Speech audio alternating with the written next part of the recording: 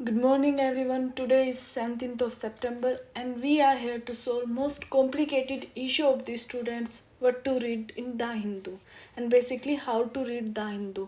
इस short video में हम लिंक बनाना सीखेंगे कि जो हमारा करंट न्यूज़ में आ रहा है उसको अपने स्टैटिक सिलेबस से कैसे लिंक किया जाए और क्या हमारे मेंस और प्री के लिए इम्पोर्टेंट है, कौन से टॉपिक से रिलेट कर रहा है और किस तरीके से उसे पढ़ना है। ठीक है, तो लेट्स स्टार्ट। सबसे पहले पेज नंबर 1 पर ये न्यूज़ आई है अबाउट एआई कैमरा। तो बेसिकली क्या हो रहा है आपको पता है, जो वाइल्ड लाइफ है वहाँ पे बहुत ज़्यादा पोचिंग होती है, जो एनिमल्स हैं उनको मार दिया जाता है। ठीक है, तो उसको रोकने के लिए अब इतने बड़े बड़े नेशनल पार्क होते हैं, इतनी बड़ी बड़ी वाइल्ड लाइफ सेंचुरी होती है, तो ह्यूमनली उसको सिक्योर करना, सिक्योरिटी प्रोवाइड करना पॉसिबल नहीं हो पा रहा था, पोचिंग कंटिन्यू थी। तो अब क्या किया है, जो कैमरे हैं, सीसीटीवी तो बहुत पहले इंस्टॉल हो गए थे, उनके साथ एआई के द्वारा जो गन है वो भी इंस्टॉल कर दी गई है। ठीक है, ताकि जो पोचर्स है, जो पोचिंग है, उसको कंट्रोल किया जा सके। तो ये न्यूज़ है। इस न्यूज़ को आप कैसे मेंशन कर सकते हो, जहाँ भी एआई के रोल की बात आएगी वहाँ पर, और जहाँ भी वाइल्ड लाइफ की सिक्योरिटी को लेके बात आएगी वहाँ पर भी ये न्यूज़ मेंशन हो सकती है। तो ये दोनों तरीके से आप इसको यूज़ कर सकते हो। ठीक है, और इस कैमरे का नाम क्या है वो आप यहाँ पे पढ़ लेना, trail guard AI camera alert system. ठीक है, प्रीलिम्स में यहाँ पे क्वेश्चन आ सकता है। और सबसे पहले इसका एक्सपेरिमेंट कहाँ हुआ है, कान्हा पेंच कॉरिडोर में, जो कि आपको पता होना चाहिए दोनों कान्हा और पेंच कहाँ पर है, नेशनल पार्क मध्य प्रदेश में। यहाँ के लिए यहाँ से इतना ही इम्पोर्टेंट था। इसके बाद डायरेक्टली हम मूव करेंगे पेज नंबर 8 पर। ठीक है, यहाँ पर ये न्यूज़ आई है कावेरी रिवर के बारे में। आपको पता है कावेरी रिवर हमेशा न्यूज़ में रहती है, क्योंकि वहाँ पर हमेशा वाटर को लेकर डिस्प्यूट रहता है कर्नाटका और तमिलनाडु का। तो उसकी वजह से कावेरी रिवर हमेशा न्यूज़ में रहती है, डेली न्यूज़पेपर में आपको मिलेगा ही मिलेगा कावेरी रिवर के बारे में। इसलिए कावेरी रिवर बहुत ज़्यादा इंपॉर्टेंट है पढ़ना। तो अगर पहले मैं कावेरी रिवर के बारे में बात करूँ तो कावेरी रिवर राइज होती है ताला कावेरी से, ब्रह्मगिरी रेंज में से, कर्नाटका में से। ठीक है, तो ये प्रीलिम्स में डायरेक्टली क्वेश्चन आ सकता है। और जहाँ भी मेंस में आपकी बात होगी कावेरी रिवर की तो आप वहाँ पे मेंशन करोगे। ठीक है, ताला कावेरी से और ब्रह्मगिरी रेंज से, कर्नाटका से। तो अब यहाँ से आपको ये भी पता लग गया कि जो ब्रह्मगिरी रेंज है वो कहाँ पर है, वो कर्नाटका में। ठीक है, 800 किलोमीटर तक फ्लो होती है ये, और साउथ ईस्ट डायरेक्शन में फ्लो होती है। ठीक है, कर्नाटका से निकल के देन ये मूव करते हैं केरला, तमिलनाडु एंड देन पुडुचेरी की तरफ। तो ये साउथ ईस्ट डायरेक्शन में मूव करती है। ठीक है, डिस्प्यूट कब स्टार्ट हुआ था कर्नाटका और तमिलनाडु के बीच में, जब 1974 में कर्नाटका ने 4 नए रिजर्वोयर बनाए और बिना तमिलनाडु की कंसेंट लिए कावेरी रिवर का पानी उनकी तरफ डाइवर्ट कर दिया। तो ऑब्वियसली इससे तमिलनाडु को इशू और वहाँ से डिस्प्यूट स्टार्ट हुआ। ठीक है, इस डिस्प्यूट को सोल्व करने के लिए 1990 में कावेरी वाटर डिस्प्यूट ट्रिब्यूनल बनाया ताकि ये सब कुछ हो सके। बट वही फिर केस चलते रहे, सुप्रीम कोर्ट में पहुंचते रहे, तो ये इशू आज तक कंटिन्यू है। सबसे मेन जो वजह है इन सब के इशू की, कौन सा डैम है, वो है मेकादूत धातु रिजर्वोयर प्रोजेक्ट है, जिसकी वजह से बहुत ज़्यादा डिस्प्यूट होते हैं। फिर कावेरी वाटर मैनेजमेंट अथॉरिटी आई 2018 में, जिसकी वजह से अभी कावेरी वाटर मैनेजमेंट कमेटी बिठाई जाती है ताकि कावेरी रिवर का जो वाटर डिस्ट्रीब्यूशन हो सके तमिलनाडु और केरला में, डिस्प्यूट सोल्व हो सके। तो यहाँ से ये प्रीलिम्स के लिए इंपॉर्टेंट नॉलेज थी सारी जो मैंने आपको बता दी है। ठीक है, तो आपको पता होना चाहिए। बट फिर कहीं भी आपको जो हम कहते हैं ना कि फेडरल पॉलिटी में, GS2 में, ठीक है, जहाँ भी इशू आए, स्टेट डिस्प्यूट, स्टेट रिलेशंस, ठीक है, क्या दिक्कतें होती है, वहाँ पर आप ये पॉइंट हमेशा मेंशन कर सकते हो कि जो रिवर के वाटर डिस्ट्रीब्यूशन में दो स्टेट में हमेशा कंपटीशन रहता है, हमेशा डिस्प्यूट्स रहते हैं। ठीक है, अंडरस्टूड। इसके बाद हम मूव करेंगे पेज नंबर 10 पर। ठीक है, यहाँ पर ये न्यूज़ आई है। ठीक है, PAGR डिस्कर 3 वायरस, जो बेसिकली ऑर्नामेंटल फिश होती हैं उनमें वायरसेस मिले हैं। अब ऑर्नामेंटल फिश क्या होती हैं, ऑर्नामेंटल फिश होती हैं जो फिश हम आपने देखा होगा एक्वेरियम्स में रखते हैं, या फिर जो एस्थेटिक पर्पस दिखाने के लिए, सुंदरता के लिए, इस टाइप से जो यूज़ होती है उन फिश को हम बोलते हैं ऑर्नामेंटल फिश इंडस्ट्री। तो वहाँ पर वायरस मिले हैं जिसकी मोर्टेलिटी बहुत ज़्यादा हाई है। तो ऑब्वियसली आपको इन तीन वायरस मिले, तीनों वायरस का आपको नाम पता होना चाहिए, यहाँ पे मेंशन है। ठीक है, शॉर्ट में बताऊँ तो ISKNV, CYHY2 और CEV, इन तीनों के नाम नोट डाउन कर लेना। और ये प्रीलिम्स के लिए डायरेक्टली आ सकते हैं कि ये वायरस किस एनिमल से, किस फिश से, किस चीज़ से रिलेटेड है, तो आपको पता होना चाहिए। ठीक है, फिर आपको हमारी स्कीम चल रही है प्रधानमंत्री मत्स्य संपदा योजना, ठीक है, फिशिंग इंडस्ट्री से रिलेटेड, उसके बारे में भी पता होना चाहिए। ठीक है, तो ये सब है। ठीक है, अब ऑब्वियसली अब इतना वायरस आया है फिश इंडस्ट्री में, तो फार्मर्स को इम्पेक्ट करेगा। ठीक है, तो यहाँ पर एक रिवर का मेंशन हुआ है, चालाकुडी रिवर का नाम मेंशन हुआ है, तो ये आपको पता होना चाहिए। Chalakudy river 5th longest river है केरला की, और निकलती है कहाँ से, अनामलाई हिल्स से। केरला से निकलती है अनामलाई हिल्स से, और 5th लॉन्गेस्ट रिवर है केरला की, इंडिपेंडेंट रिवर है, किसी की ट्रिब्यूटरी नहीं है, ये आपको पता होना चाहिए। इसके बाद नेक्स्ट पेज पर यहाँ पर ये न्यूज़ आई है, इंडिया मिडल ईस्ट जो यूरोपियन यूनियन का कॉरिडोर बना है। अभी आपको पता है G20 हुआ था, न्यू दिल्ली समिट हुई थी, तो उसमें ये कॉरिडोर की बात हुई थी, कॉरिडोर बनने की। ठीक है, न्यूज़पेपर में आप न्यूज़ पढ़ोगे तो न्यूज़ में इतना ऐसा कुछ इंपॉर्टेंट नहीं है, जस्ट कंस्ट्रक्शन की बात हो रही है, बजट की बात हो रही है कि यहाँ से ये बनेगा, यहाँ से ये बनेगा। यहाँ पे सबसे पहले आपके लिए इंपॉर्टेंट हो जाता है प्रीलिम्स के लिए ये डायग्राम, ये मैप जो भी दिखा रखा है। अब आपको यहाँ से पता होना चाहिए जितने भी पोर्ट्स अब इस चीज़ में इंक्लूड होंगे, जो कॉरिडोर बनेगा, उन सारे पोर्ट्स कहाँ है, कौन सा पोर्ट कौन सी कंट्री से रिलेटेड है, क्या लोकेशन है। ठीक है, सऊदी अरेबिया में है, पर्शियन गल्फ में है या इंडियन ओशन में है, वो सब आपको आइडिया होना चाहिए। जैसे मैं बात करूँ यहाँ पे 3 पोर्ट तो इंडिया के हैं। ठीक है, मुंद्रा पोर्ट गुजरात का, कंडला गुजरात का, और मुंबई, 3 पोर्ट ये इंडिया से आपको बिल्कुल पता होना चाहिए प्रीलिम्स के लिए, वेरी वेरी इंपॉर्टेंट। ठीक है, फिर यहाँ पे ये पोर्ट है फुजियारा पोर्ट, ये यूएई का है। सिमिलरली ग्वाइफात यूएई का है। ठीक है, दोनों ही पर्शियन गल्फ में है। ठीक है, फिर यहाँ पे दमन, रश अल खैर और हरद, ये तीनों ही पोर्ट सऊदी अरेबिया के हैं, और वहीं पे हाइफा पोर्ट इज़राइल का है। याद रखना इज़राइल का, और ये कहाँ पे ओपन होता है, मेडिटेरियन सी में। तो ये आपको ये बहुत अच्छे से पता होना चाहिए इनके प्रीलिम्स के लिए, मतलब आप अपने नोट्स प्रिपेयर कर लेना। ठीक है, फिर सिमिलरली बात हो रही है, आपको पता है अभी क्या, जैसे देखा अभी जो ट्रेड होता है हमारा यूरोपियन यूनियन से, वो कहाँ से होता है, हम मुंबई से जाते हैं, एंड यहाँ पे अपना स्वेज कैनाल से, इजिप्ट से होके मेडिटेरियन सी में चले जाते हैं।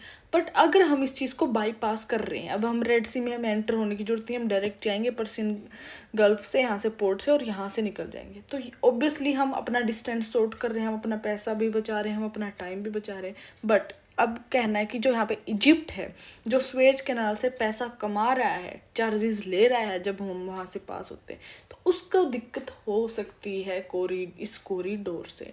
तो देखते हैं आगे, इस पे और भी न्यूज़ मिलेंगे आपको, आप थोड़ी थोड़ी अपडेट लेते रहना जो चीज़ इंपॉर्टेंट हो। ठीक है, इसके बाद हम मूव करेंगे पेज नंबर, यहीं पर एक न्यूज़ है, ये नेक्स्ट न्यूज़ जो आपको पता है कूनो नेशनल पार्क है, वहाँ पर अभी कुछ टाइम पहले चीता मंगाए थे हमने, कहाँ से, नम्बाबिया से।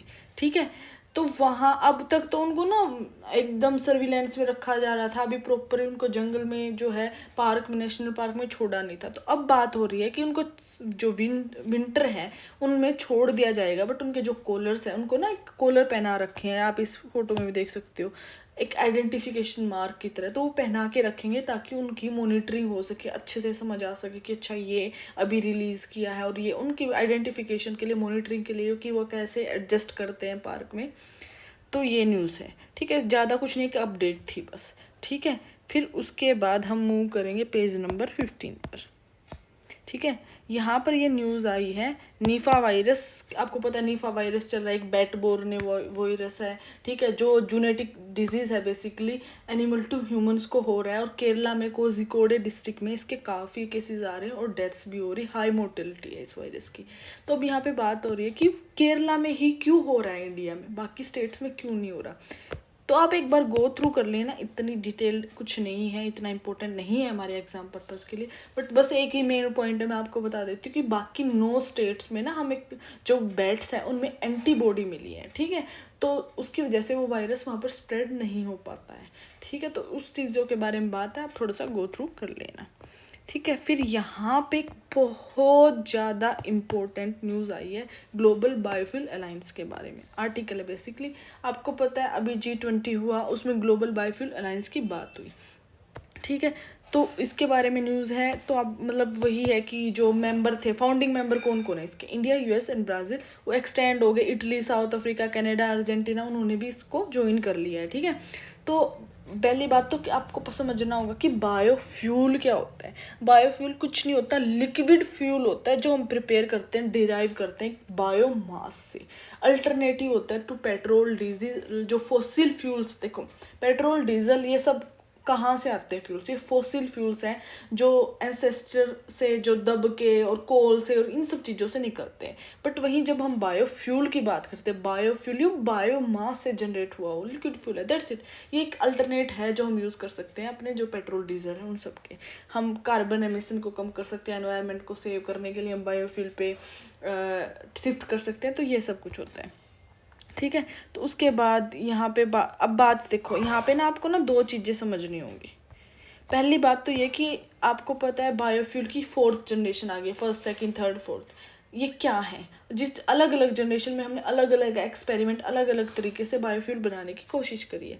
1st जनरेशन की मैं बात करूँ तो 1st जनरेशन में हमने बायोफ्यूल को बनाया फूड क्रॉप से, या जैसे कि शुगर केन हो गया, या फिर जो अपना बाकी कुछ फूड क्रॉप्स हैं उनसे हमने बनाने की कोशिश करी।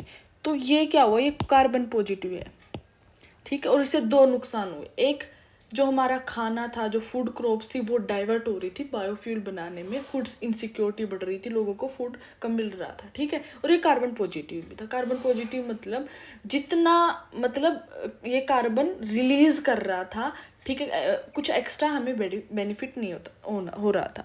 सेकंड जनरेशन बायोफ्यूल में हमने बनाया फूड वेस्ट और क्रॉप रेजिड्यू से, वो भी कार्बन पॉजिटिव था।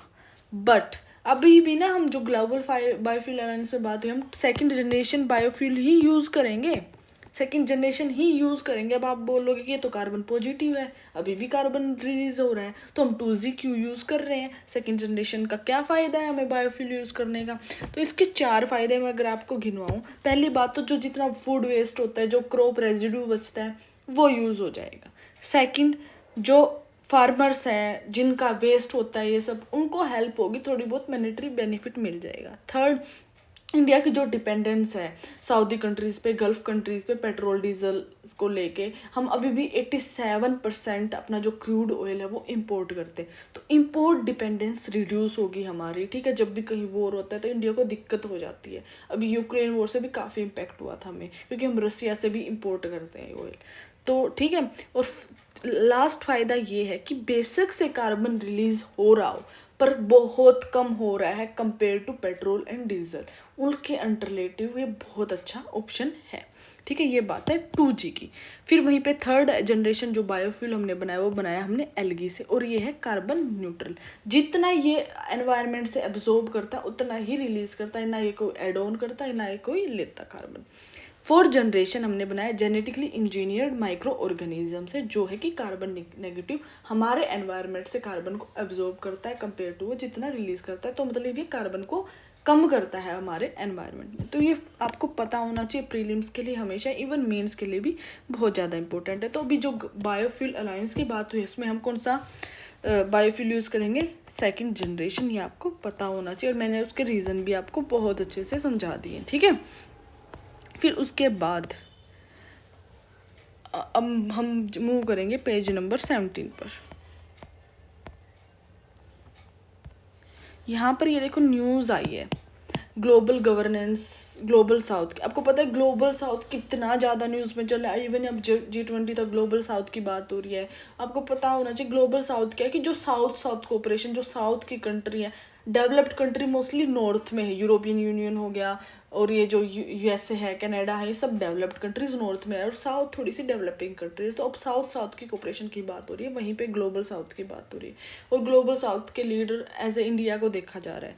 तो उसकी बात है, थोड़ा सा बहुत इंपॉर्टेंट कुछ नहीं है, अगर आपके पास टाइम है थोड़ा सा गो थ्रू कर लेना, 2-4 चीज़ों का आइडिया लग जाएगा।